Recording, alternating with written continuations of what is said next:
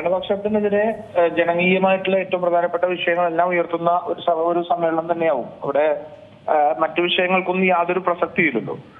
അവിടെ ഇപ്പൊ നിങ്ങൾ ഉദ്ദേശിക്കുന്ന രാഹുൽ വിഷയത്തെ സംബന്ധിച്ചോളം അതിനകത്ത് കൃത്യമായിട്ട് പാർട്ടി 3 ദിവസങ്ങൾക്കുള്ളിൽ നടപടിയെടുത്ത് അയാളെ പാർട്ടിയിൽ നിന്ന് പുറത്താക്കി. അവിടെ ആ വിഷയം ഉയർത്തിക്കഴിഞ്ഞാൽ തന്നെ അതിനകത്ത് ഏറ്റവും ആത്മാഭിമാനമുള്ള അല്ലെങ്കിൽ ഏറ്റവും മാതൃകാപരമായ തീരുമാനമെടുത്ത കോൺഗ്രസ് അല്ലല്ലോ പ്രതിക്കൂട്ടിലാവുന്നത്. തൊട്ടപ്പുറത്തിരിക്കുന്ന മുകേഷും അതുപോലെ തന്നെ CK ശശീന്ദ്രനും ഒക്കെ ഉൾപ്പെടെയുള്ള ഭരണപക്ഷമല്ലേ അതിനകത്ത് പ്രതിരോധത്തിലാകാൻ പോകുന്നത്.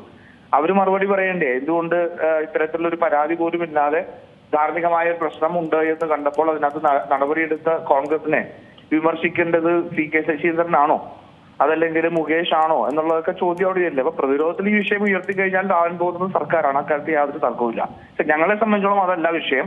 ഞങ്ങളെ സംബന്ധിച്ചോളം കഴിഞ്ഞ ഏകദേശം 2 ആഴ്ചയ്ക്ക് മേലെയായിട്ട് കേരളത്തിലെ കുന്നംകുളത്തു നിന്ന് തുടങ്ങിയിട്ട് പീച്ചി, പത്തനംതിട്ട മുതൽ എല്ലാ ഭാഗത്തു നിന്നും ഉണ്ടാവുന്ന പോലീസിന്റെ അതിക്രമം, ജനങ്ങളുടെ മേൽ, പാവപ്പെട്ട മനുഷ്യരുടെ മേൽ കുതിര കയറുന്ന പോലീസിന്റെ അതിക്രമമാണ് ഏറ്റവും പ്രധാനപ്പെട്ട ഇന്ന് നിലനിൽക്കുന്ന ഒരു വിഷയം.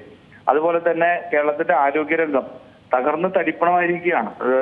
ഡോക്ടർ ഹാരിസ് നടത്തിയ വെളിപ്പെടുത്തലുകൾക്ക് ശേഷം, അതുപോലെ തന്നെ മെഡിക്കൽ കോളേജിന്റെ ഉണ്ടായ അപകടത്തിനെല്ലാം ശേഷം ചേരുന്ന ഒരു നിയമസഭയാണ്.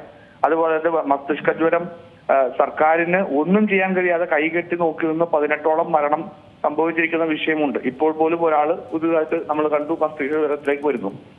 നിരന്തരമായിട്ട് നിപ്പ പിടിച്ചുകെട്ടി എന്നൊക്കെ പറഞ്ഞ് PR വർക്ക് ചെയ്യുമ്പോഴും നിപ്പ നമ്മുടെ നാട്ടിൽ അത് സ്ഥിരമായിട്ട് വീണ്ടും വന്നുകൊണ്ടിരിക്കുന്ന സാഹചര്യം, അതിനെ ഒഴിവാക്കാനായിട്ട് കഴിയുന്നില്ല. അങ്ങനെ ഒട്ടേറെ വിഷയങ്ങൾ ഇന്ന് സർക്കാരിനെതിരായിട്ടുണ്ട്. തീർച്ചയായിട്ടും ഒരു പഞ്ചായത്ത് തെരഞ്ഞെടുപ്പിന് മുൻപുള്ള ഒരു നിയമസഭാ സമ്മേളനം കൂടിയാണ്. സർക്കാരിനെ കൊണ്ട് ജനകീയ വിഷയങ്ങളിൽ മറുപടി പറയിപ്പിക്കുക, അക്കൗണ്ടബിൾ ആക്കുക എന്നുള്ളതായിരിക്കും ഞങ്ങളുടെ ഒരു തന്ത്രം, അല്ലെങ്കിൽ ഞങ്ങൾ ചെയ്യാൻ പോകുന്നത്. അത് തീർച്ചയായിട്ടും നല്ല രീതിയിൽ തന്നെ നിയമസഭയെ ഉപയോഗപ്പെടുത്തിക്കൊണ്ട് ജനങ്ങളുടെ മുമ്പിൽ ഈ സർക്കാരിന്റെ തുറന്നു കാണിക്കും. ഏറ്റവും പുതിയ വാർത്തകളും വിശേഷങ്ങളും വിരൽത്തുമ്പിലറിയാൻ സീ മലയാളം ന്യൂസ് എല്ലാ ഡിജിറ്റൽ പ്ലാറ്റ്ഫോമുകളിലും ലഭ്യം.